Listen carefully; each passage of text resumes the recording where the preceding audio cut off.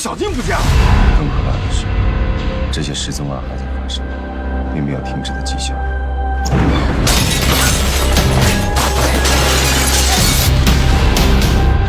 这位郭先生，必须接受询问。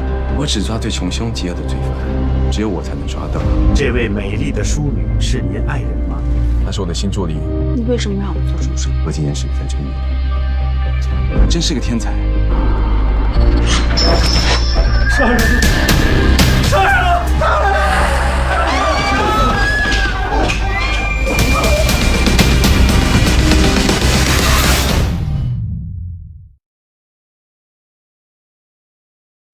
我只抓最穷凶极恶的犯人，人贩子，多么不入流的东西啊！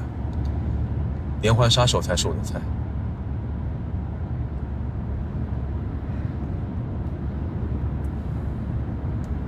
给你1分钟时间，惊讶够了，就继续做你助手该做的事情吧。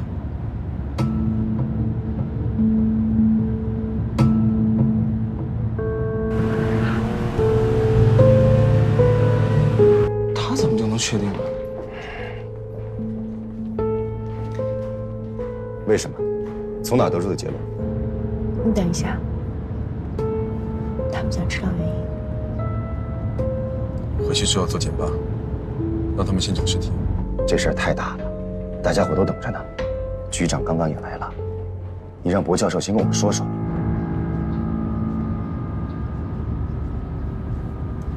你能不能在电话里做简报？我上一次做简报是在马里兰大学伯克利分校中央报告厅，现在你要我在108国道雾林乡码头村的收费站做简报。那又怎样？你说的对，站在哪里都会振聋发聩。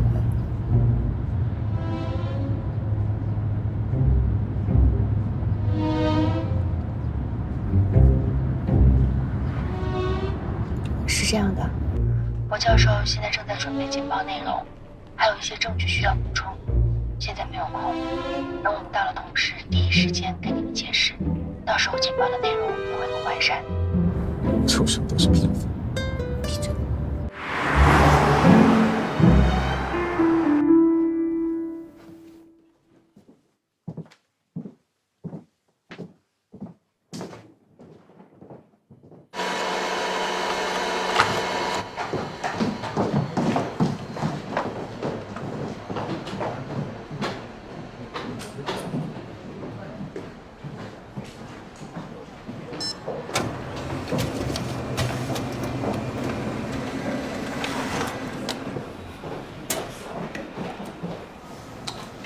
嘴角下抿，脸颊向下倾斜，上眼皮往下垂。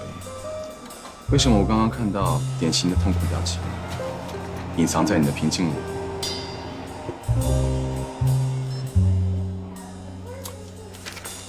看来我上次的判断还是有偏差。你心中那点小忧郁、小悲伤，看来还是跟你的父亲有关。错，我刚才之所以感觉到痛苦啊，是因为你马上要给刑警队做简报了。助理小姐，你是吃错药了吗？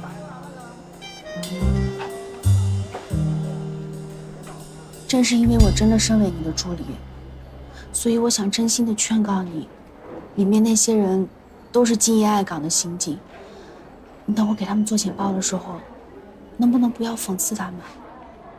就算有问题，你也耐心一点解答，行吗？你是从哪一根跳线的神经脑补出那么奇怪的观点？我脑补啊，你之前对我对别人，你想好吗？你说话分分钟气死人。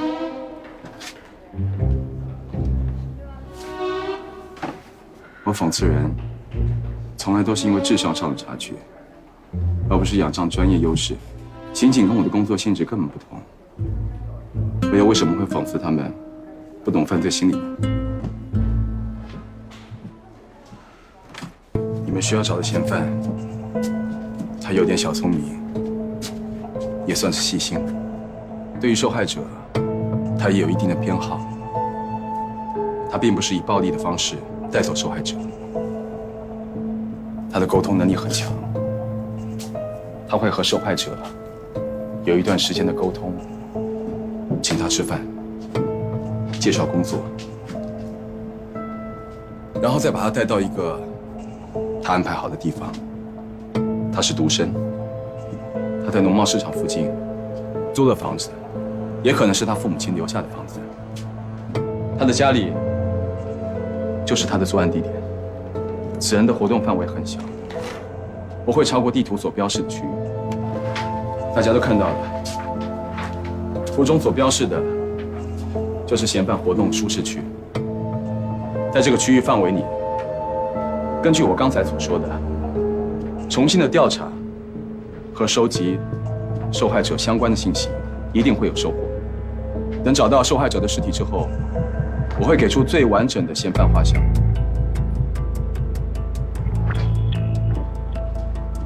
现在大家有什么问题可以提问了。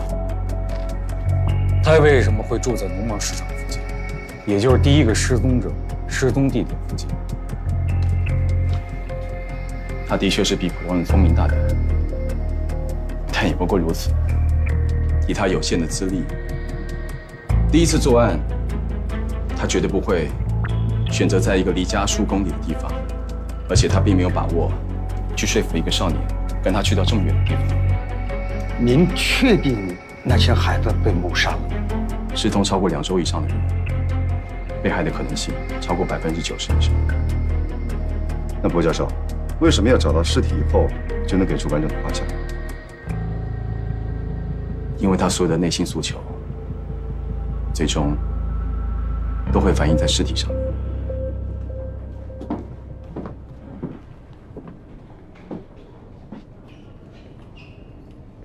薛然，全警局只有你一个人受训过从美国传回来的洋玩意儿，到底靠不靠谱？这嫌疑犯长什么样，这可不是胡乱猜的。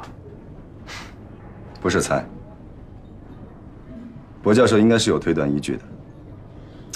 举个例子，15、16岁的男孩体格差距都很大，发育的好，能冲到1.7米多，而现在所有的受害者，身高都在1.6米以下，最高的也才1.58米。这也就说明疑犯本身的体格不会太健壮，所以在寻找受害者时，他没有信心，只敢选择比较瘦弱的。你这么说倒有点道理。继续。我现在虽然还不能反推出薄教授的理论依据，但我相信他的侧写不会有错。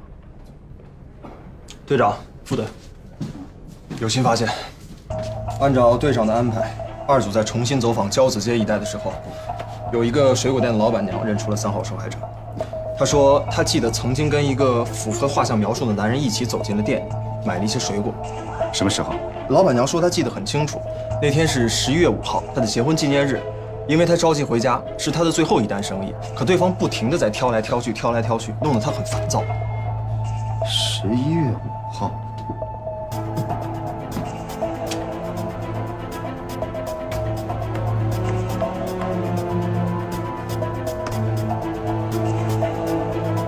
也就是说，3号受害者在11月5号的时候就已经与嫌犯接触了，而真正报案失踪的时间却是12月5号，这时间差得也太远了吧？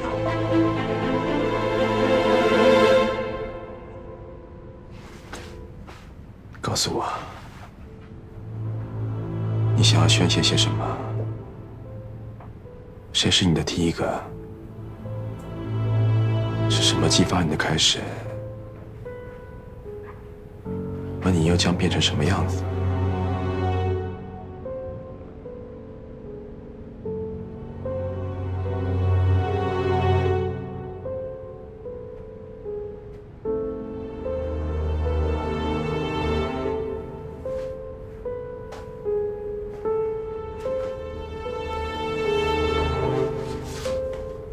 我说大哥，你有什么新的发现，直接跟他说不行吗？干嘛非要找我？你是薄教授的助理，他说了，警方跟他的所有联系都必须通过你。再说了，我也没打电话呀。快点儿！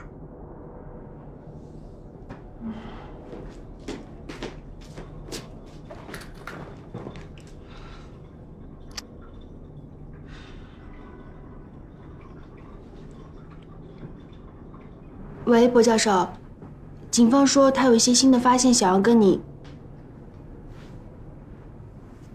怎么了？啊？他说叫我们过去。去他家？那是叫你一个人过去，还是叫我们一块儿过去啊？他就说了3个字儿：“过来吧”，然后就挂了。那快去呀！哎，别急嘛。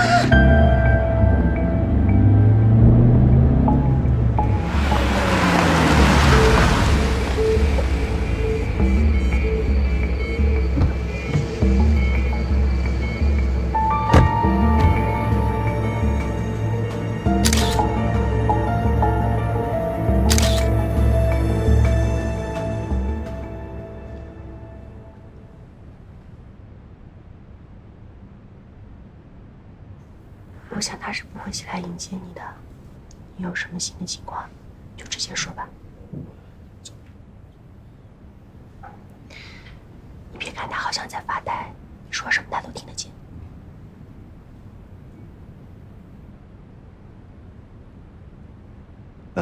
是这样的，根据你提供的调查范围和嫌犯画像，我们做了更深入的排查，发现有几名受害者，他们真正的失踪时间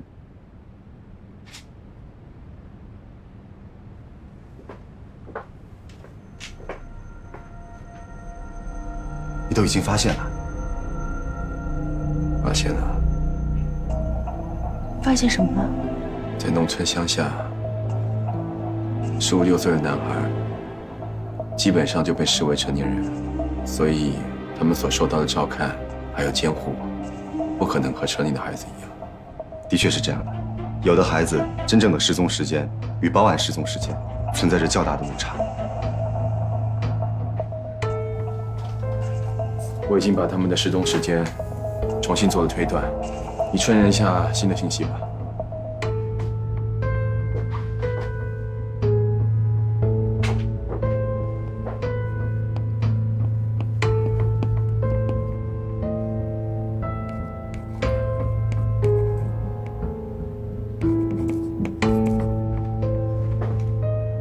我明白了，其实3号真正的失踪时间是早于2号的，所以他们俩的位置应该互换一下。罗教授，除了失踪时间，还发现了一些其他可能相关的信息。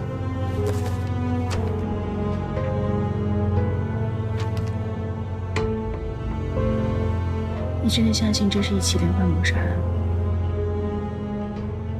这种只存在于美剧里的案件，怎么会突然降临到我们这里？一开始我也不愿意相信，可是随着案件的深入调查，越来越印证了薄教授的判断。我还是不明白。你是他助理，他没跟你说过？他的结论就是凭空，啪的一下就冒出来，他从来都不会解释他的结论从何而来，依据是什么。这么跟你说吧，拐卖的对象以女性和10岁以下幼童为主，可是这批失联的失踪者全部都是男性青少年，这不符合拐卖案的典型特征。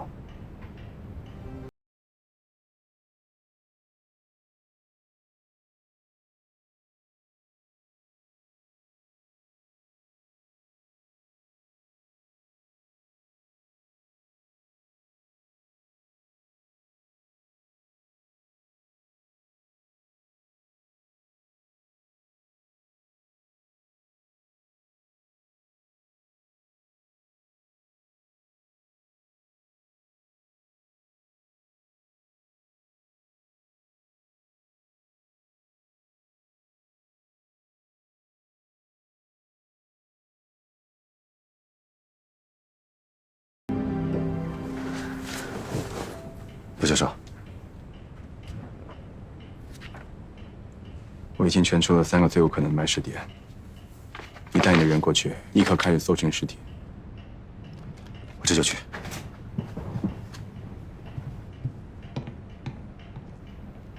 那我们现在干什么？我累了，需要睡一会儿。今天还有工作吗？没有了。我们不需要协助警方搜寻尸体、嫌犯吗？那是警察的事情，我只负责分析。那我先回家，明天我再过来。不行。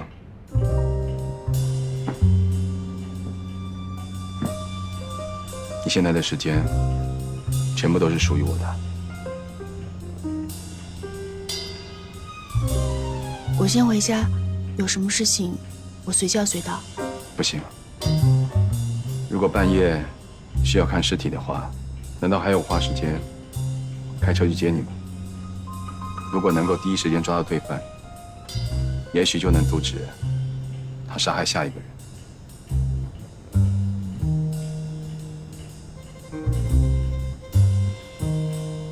那我睡哪里啊？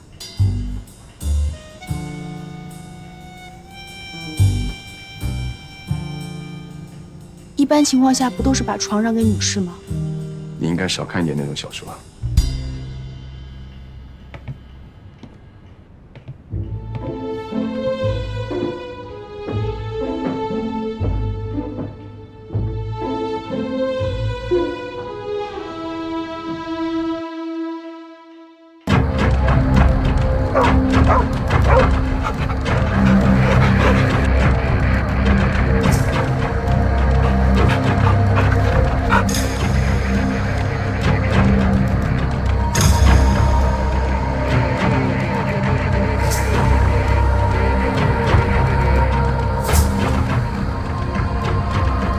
二队，你们那边情况怎么样？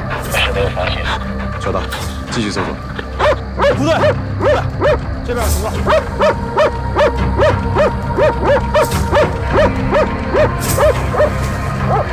挖开。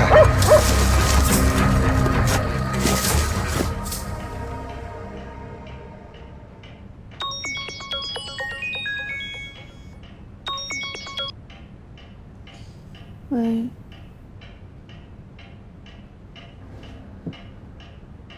我知道了。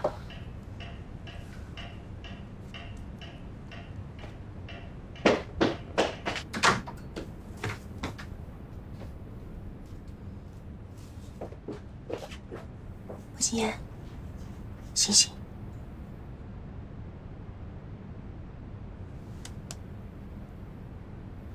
莫心言，沉默，自己去睡。沉默，他女朋友的名字。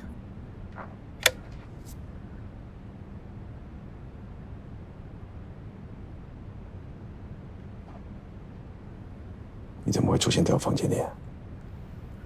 找到尸体了。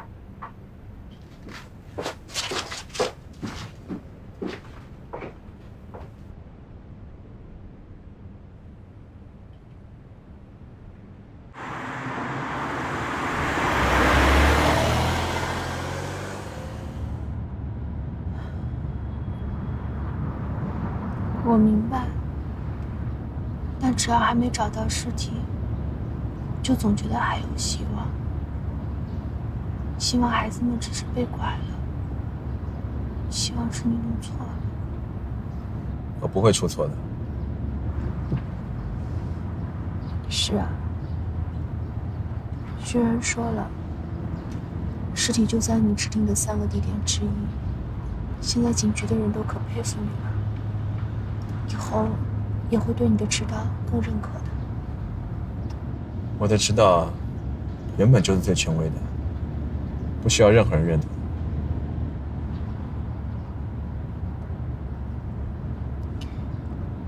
我以前就问过你，但是你没有回答。像你这样一个自认为是天才的大人物，为什么要找我当助手？我对长安一窍不通，而且很显然你这个案子也不需要翻译。你千万不要说你在同事只认识我一个人，也不要说是我思维敏捷或者观察力强之类的。只要你开口，比我更符合助手条件的人，李叔能帮你找一答。想多了，找你是因为你这个人不凡。而且挺好看的。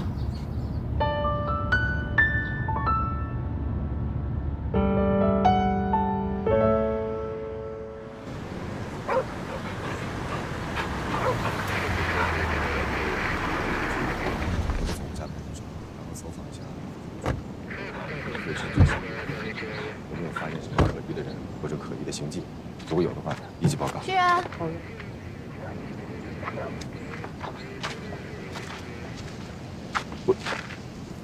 我让你把薄劲儿请过来，你怎么也跟着来了？快回去吧，这些都不是你该看的东西。有好多干了10几年的警察都受不了这个。啊，快回去吧。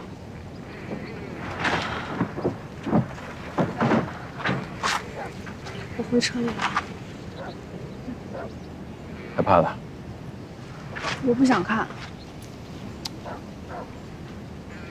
这是你最像个小女人的时候啊！站住！简直是个悲剧。反正我不看。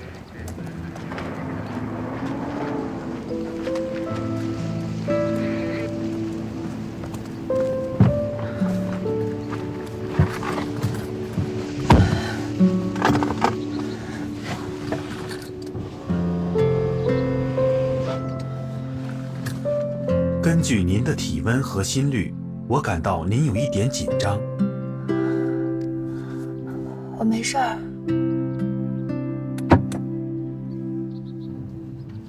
你干嘛？我只是想给您一点安全感。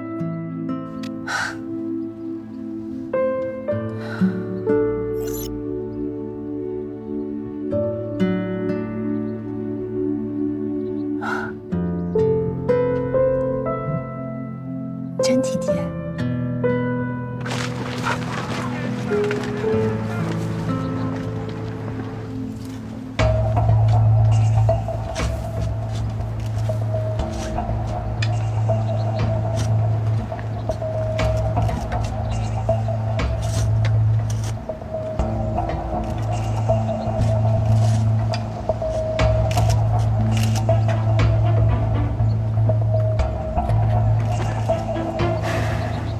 目前为止，发现了6具尸体，显然这里还会有更多，甚至多过我们记录在案的失踪人数。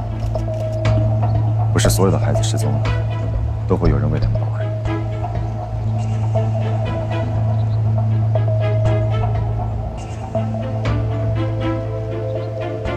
死因是窒息。根据脖颈处的淤痕和嵌留的尼龙纤维来判断，凶器应该是最常见的尼龙绳。只是不知道为什么，尸体会是这个形状：四肢、头颅、躯干。受害者在死后被利刃切割成6块，然后再咬。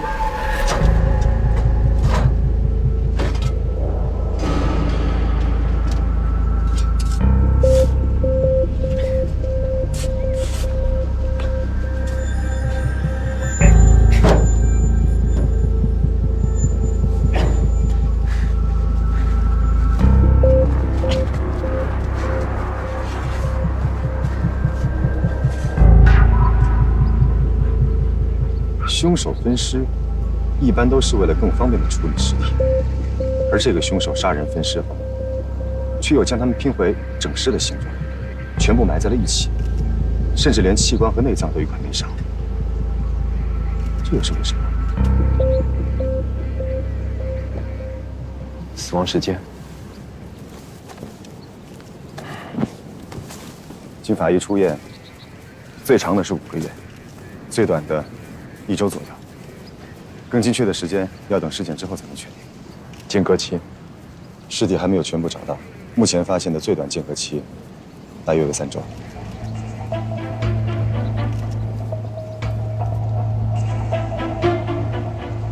最近的死者是1周，也就是说，小静有可能还活着，但是也活不了多久。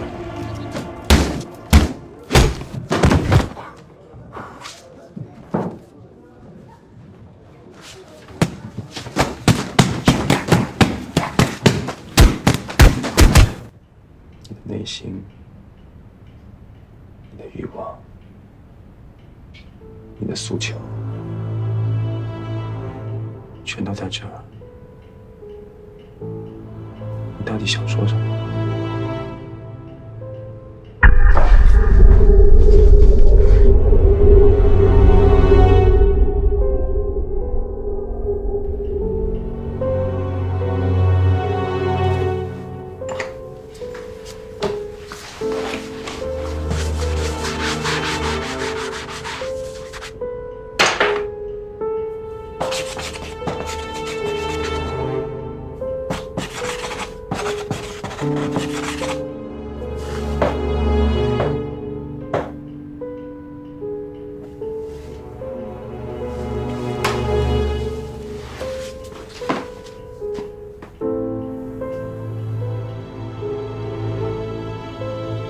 你并不是在寻求性的满足，也没有虐待的快感。你并不想保留被分解后的尸体，你所享受的是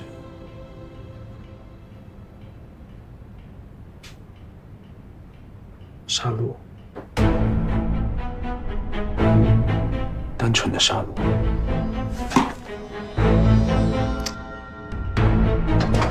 刚才你们有职权，你还不打？喂，姐，怎么了？是不是没浴室了？找简瑶啊！不，我不要鱼。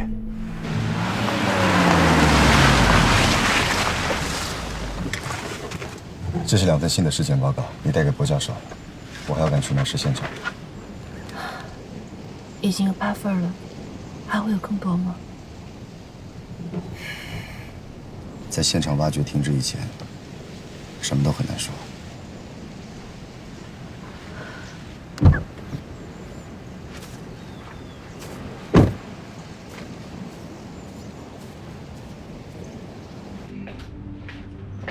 薄教授，薄教授。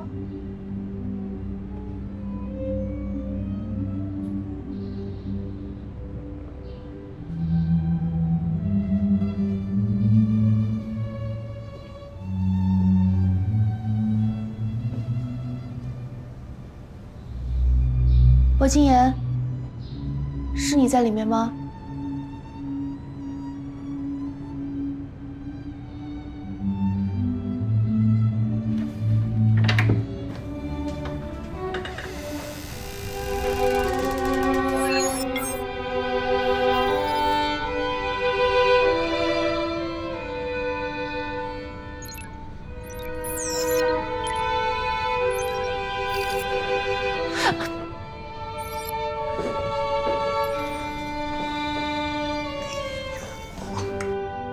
不错吧？我的作品。这是什么？我来给你介绍一下，这是沉默，秦妍养的。不过这个小东西总是不听话。我说人这个。薄金言，你在干嘛？出去。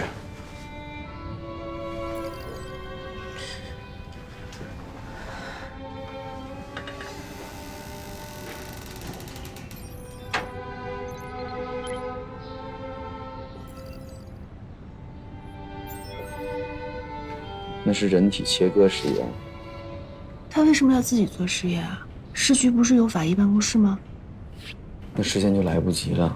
如果我们想要了解的答案等到法医来解答的话，救人的黄金时间早就过了。他想要什么样的答案？肢解工具、顺序、手法、罪犯的心理，还有一切的细节。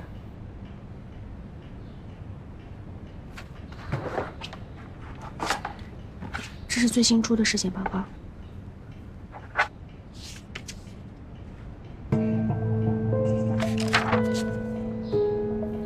果然是这样。果然是那样。他的进化，从一开始的犹豫、纠结、不熟练，渐渐的，他找到了最能释放内心变态欲望的方法。我的数据收集的差不多了，你什么时候把模拟演示的模块，还有程序建好给我？1天。好了，5个小时。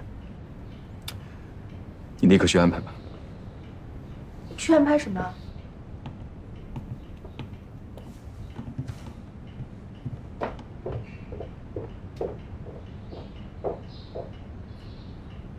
安排什么？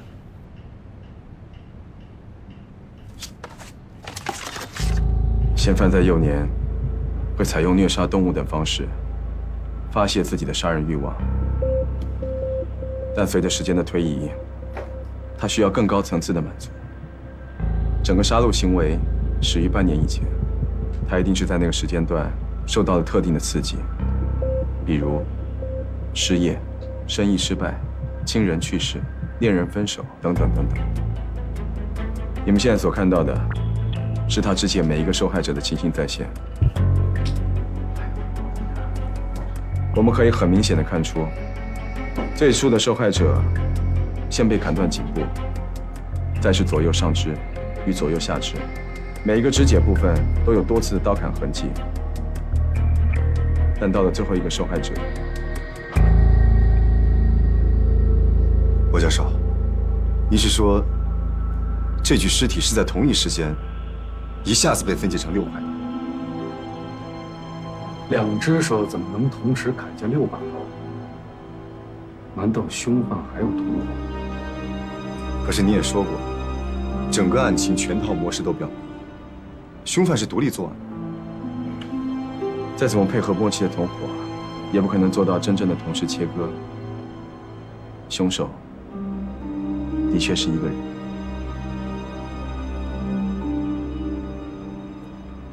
人类之所以是人类，就是因为他会使用工具。工具？罗教授，您的意思是说，为了满足他自己的杀人欲望，他踩着一个又一个的受害者尸体，实验着，进化着，最终造出了可以实现他完美暴力幻想的工具——一台杀人机器。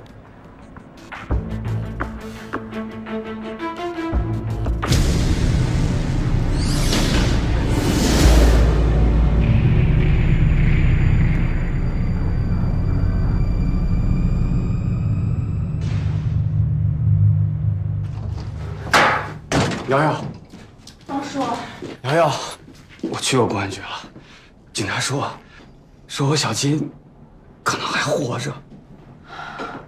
王叔，你先坐。你放心，警察一定会尽全力把小金给救出来的。王叔，别着急。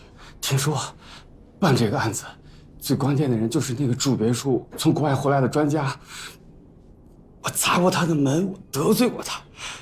瑶瑶，我求求你，你去替我给他赔个不是。要不你带着我去给他跪下，我给他磕头，让他别计较。那一定把我儿子给我救回来。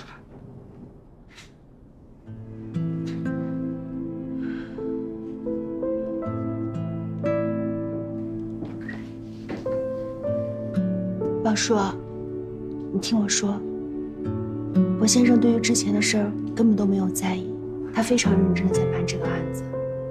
虽然我跟他共事的时间不长，但是你相信我，他绝对是最好的。放心吧。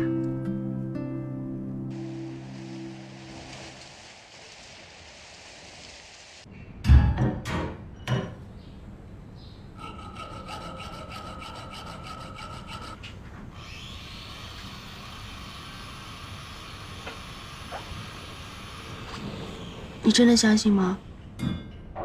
什么？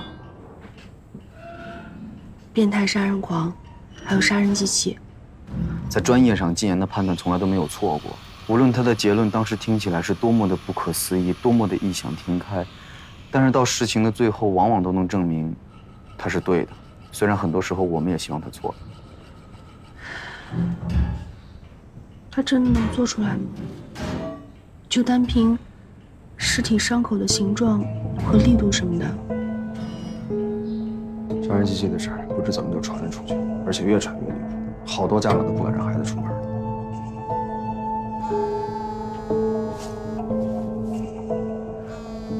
喂，好，我知道了。2组原地保护现场，通知法医处，我马上就到。去埋尸的小树林1公里处，又发现了一具尸体。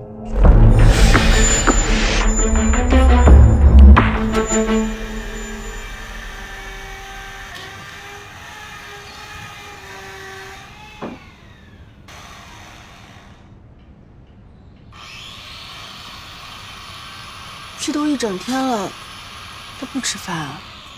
他一进入工作状态就是这个样子。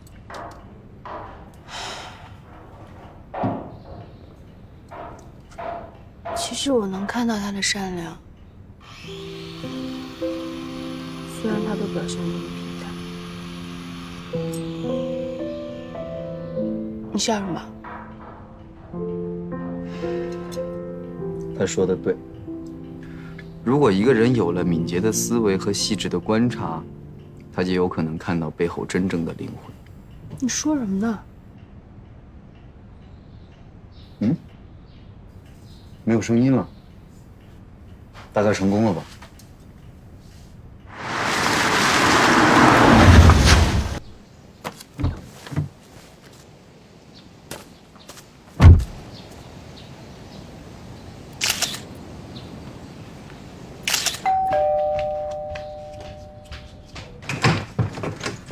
旭然，你怎么来了？瑶瑶，薄教授呢？在里面。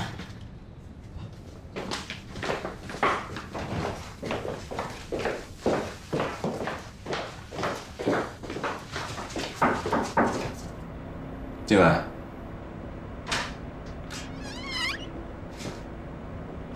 我怎么样？成功了？以嫌犯他平庸的智力，能做出来的东西，我花的时间已经够长了。这就是那个分尸的。嫌犯所做的，当然不可能这么漂亮，不过样子还有结构，肯定相差不远。你就弄废了这么多？你一直强调，凶手的体能普通，智力一般。像你这样的天才人物造这个杀人机器，都耗费了这么多刀片。没错，嫌犯废弃的刀片，肯定还会更多。对了，这种刀具在国内属于管制品，不能随意买卖和运输，当然更不能网购。从追查刀具入手，一定会有线索。我马上去安排。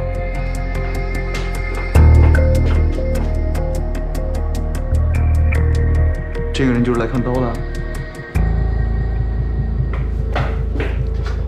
薄教授，又发现了一具尸体，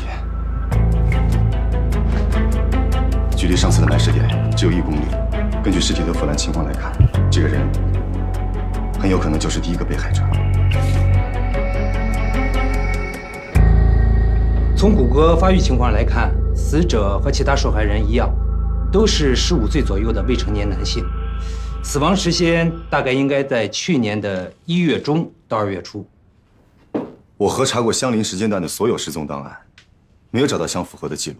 尸体虽然已经完全腐坏，但应该可以采用 DNA。可以啊，但是我们没有这么完备的数据库进行比对啊。也就是说，这个孩子究竟是谁，我们可能没有办法知道。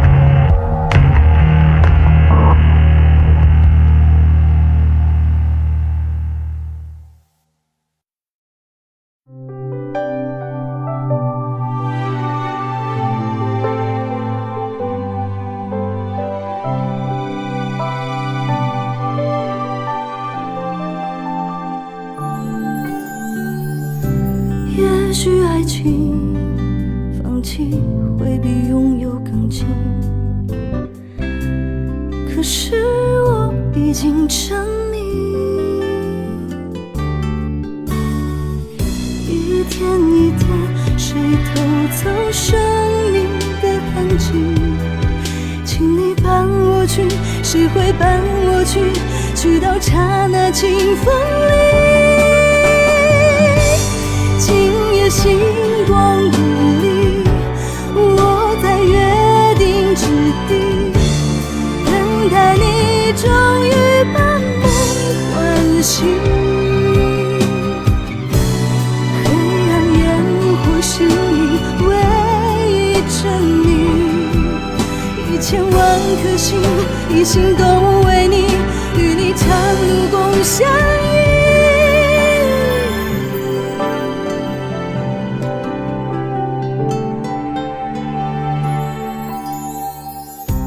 也许爱情放弃会比拥有更近，可是我想找到你。天天年年，你守护生命的踪迹，请你带我去，说好不分离，去到无穷世界里。今夜星光无力，我站在约定之地，等待你终于把梦唤醒。黑暗烟火是你唯一证明，一生一颗心，一心都为你，与你今生共相依。